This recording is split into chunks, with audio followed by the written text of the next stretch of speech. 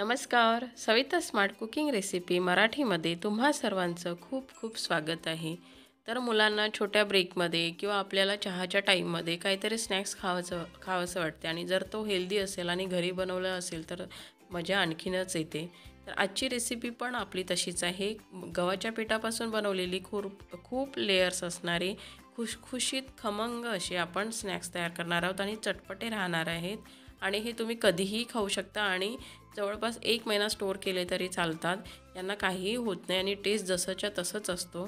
तर ही रेसिपी तुम्ही नक्की करून बघा आणि कशी वाटली ते मला नक्की कमेंट्स करून सांगा. चला मग सुरू करूया आपल्या रेसिपीला. तर इथे मी गव्हाचं पीठ घेतलेलं आहे. 2 वाटी गव्हाचं पीठ घेतलेलं आहे. प्रमाण तुम्ही कमी जास्त करू शकता. तुम्हाला जितकं बनवायचं आहे तितकं तुम्ही घेऊ शकता. आणि त्यानंतर आपल्याला लागणार आहे त्यामध्ये टाकायला मी इथे घेतलेला आहे धना पावडर घेतलेला आहे अर्धा चम्मच. त्यानंतर चाट मसाला घेतलेला आहे अर्धा चम्मच. त्यानंतर तीळ घेतलेले आहे 1 चम्मच. जिरा पावडर घेतलेला आहे अर्धा चम्मच. त्यानंतर मी ओवा घेतलेला आहे अर्धा चम्मच. हळद आहे. त्यानंतर मीठ स्वादानुसार लागणार आहे आणि तिखट मी 2 चम्मच घेतलेलं आहे. तर आता आपण हे सर्व साहित्य या गव्हाच्या पिठामध्ये टाकून घ्यायचे आहेत. तर मी एक एक करा सगळे साहित्य टाकून घेते.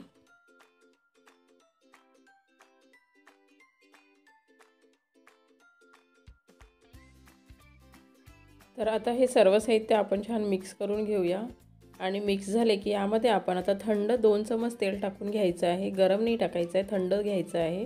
कारण आपल्याला हे स्नॅक्स खुसखुशीत करायचे आहे. तर मी 2 चमच तेल टाकून घेते आणि आता हे आपण छान याला तेल टाकल्यानंतर चोळून घ्यायचं आहे. त्याला छान मिक्स करून घ्यायचं आहे. तेल छान मिक्स झाल्याच्या नंतर आपली कणिक कशी दिसणार आणि आपण असं हाताने त्याचा गोळा वळून बघायचा तर त्याची छान असा लाडू तयार होतो आणि तो पटकन सुटतो. म्हणजे आपल्या मिश्रणाला मोहन बरोबर झालेला आहे समजायचं. तर आता यामधलंच मी 2 चम्मच पीठ बाजूला काढून ठेवलेलं आहे. आपल्याला याचा साठा तयार करायचा आहे. आता आपण यामध्ये थोडं थोडं पाणी टाकून याचं घट्टसर असा गोळा तयार करून घ्यायचा. ज्याप्रमाणे आपण पुरीसाठी वगैरे करतो त्याप्रमाणेच घट्टसर गोळा तयार करून घ्यायचा. सॉफ्ट नाही करायचं.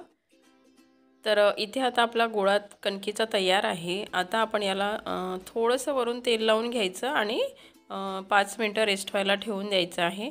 तर आता आपण जो 2 चम्मच कणिक बाहेर काढलेली होती तर त्यामध्ये मी 3 चम्मच तेल टाकून घेते आणि त्याचा साठा तयार करून घेते. हे आपल्याला त्या स्नॅक्सला लावायला पाहिजे. तर मी आधी तो तयार करून घेते आणि इथे हा तयार झालेला आहे. तर तुम्ही तेलच्या ऐवजी तूप पण घेऊ शकता आणि हा साठा तयार करू शकता. तर आता आपलं पीठ पण रेस्ट झालेलं आहे. तर आता आपण हे स्नॅक्स तयार करायला घेऊया. तर मी इथे आता पोळपाट घेतलेला आहे आणि आता छोटा गोळा घेऊन त्याचा आधी पोळीसारखंच लाटून घ्यायचं आपण ज्याप्रमाणे पोळी लाटतो त्याप्रमाणे. आणि मग छान पातळ लाटायची, खूप जाडसर नाही ठेवायची आहे. तर पातळ अशी पोळी तयार करून घ्यायची आहे. हवं तर तुम्ही पोळ्या सगळ्या एकत्र लाटून पण ठेवू शकता किंवा एक एक लाटून त्याला साठा करून त्याचे कट पण करू शकता. तुम्हाला ज्या पद्धतीने सोपं वाटतं तुम्ही त्या पद्धतीने करू शकता. तर इथे आता आपली पोळी तयार झालेली आहे. तर आता आपण जो साठा तयार केलेला होता तो पूर्ण पोळीला लावून घ्यायचा आहे. पूर्ण बाजूला स्प्रेड करून घ्यायचा आहे आणि तो स्प्रेड झाला की याचं असं रोल करत आणायचं आहे आणि जितकं शक्य होईल तितके रोल करायचे आहे. म्हणजे आपल्या लेयर्स छान येणार आणि ते आतमधून छान खुसखुशीत होणार. त्यामुळे मी इथे शक्य तितके रोल करून घेते आणि हा रोल करताना छान दाबून रोल करायचा. म्हणजे पोकळ नसले पाहिजे आतमध्ये. तर रोल झाल्याच्या नंतर त्याला छान असं प्रेस करत न्यायचं आणि पुन्हा थोडंसं लाटण्याने लाटून घ्यायचं आणि पुन्हा साठा लावून घ्यायचा. म्हणजे आतून छान त्याला लेयर सुटणार. तर तुम्ही बघू शकता मी याप्रमाणे करत आहे. तर हे आता पोळपाटच्या खाली जात आहे म्हणून मी आता हे मोठ्या ताटावर लाटून घेते. म्हणजे आपल्याला स्नॅक्स कट करायला पण सोपं पडणार. तर मी ताट घेत आहे आणि त्याच्यावर आता हे ठेवून देते आणि आता याला इथे पण आपण साठा लावायचा आहे आणि त्याच्यानंतर मग पुन्हा रोल करायचा आहे. या पद्धतीचा रोल पुन्हा करून घ्यायचा आहे. आता फोल्ड करायचा आणि छान अजून दाबून घ्यायचा आहे आणि याला पण पुन्हा वरती साठा लावायचा आहे आणि त्याला पण पुन्हा फोल्ड करायचं आहे, म्हणजे छोटी फोल्ड करायची आहे आणि त्याला छान प्रेस करून घ्यायचं आहे, म्हणजे त्याच्या कळा सुटू नये. तर म्हणून छान प्रेस करून घ्यायचं आहे. तर आता इथे आपला रोल तयार झालेला आहे. आता आपण याला छोट्या छोट्या पीसमध्ये कट करून घेऊया आणि तुम्ही बघू शकता आतमध्ये छान लेयर आलेले आहे. तर मी याचे आता छोटे छोटे पीस करून घेते. तर तुम्ही बघू शकताय छान लेयर्स आलेले आहे, त्यामुळे छान ते खुसखुशीत होणार.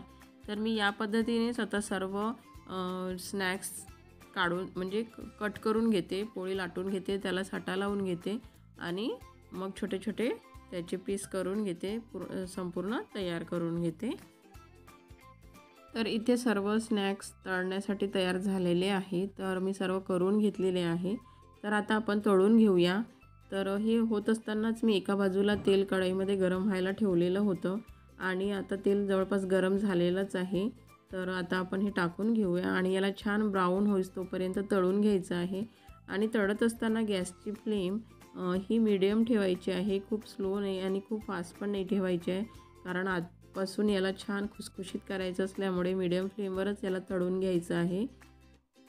आणि याची एक बाजू झाली की याला पलटवून घ्यायचे आहे, दुसऱ्या बाजूने पण याला छान ब्राऊन होईस तोपर्यंत तळून घ्यायचे आहेत आणि मीडियम फ्लेमवरच तळून घ्यायचे आहेत. तर आता आपण हे पूर्ण तळून घेऊया. तर इथे आता हे तळून झालेले आहेत. आता आपण टिश्यू टाकलेल्या प्लेटमध्ये काढून घ्यायचे आहेत, म्हणजे बाकी राहिलेलं तेल पण याला टिश्यूला चिपकून जाणार. तर मी याच पद्धतीने सर्व स्नॅक्स तळून घेते. तर स्नॅक्स तळून झाल्याच्या नंतर मी एका मोठ्या प्लेटमध्ये काढून घेते आणि त्यामध्ये गरमच असताना आपण चाट मसाला टाकून घ्यायचा आहे, त्यामुळे पण पुन्हा छान त्याला चटपटा असा फ्लेवर येतो. तर मी जो आपण अर्धा चमच चाट मसाला उरवलेला होता तो टाकून घ्यायचा आणि छान मिक्स करून घ्यायचं. पूर्ण स्नॅक्सला लागेल त्याप्रमाणे करून घ्यायचं आहे. आणि हे थंड झाल्याच्या नंतर तुम्ही छान एअरटाईट डब्यामध्ये याला स्टोअर करून ठेवू शकता. हे 1 महिना पण खराब होत नाही आणि टेस्टला खूप छान लागतात. आणि तुम्ही ही रेसिपी नक्की करून बघा आणि मुलांना तर हे खूप आवडणार.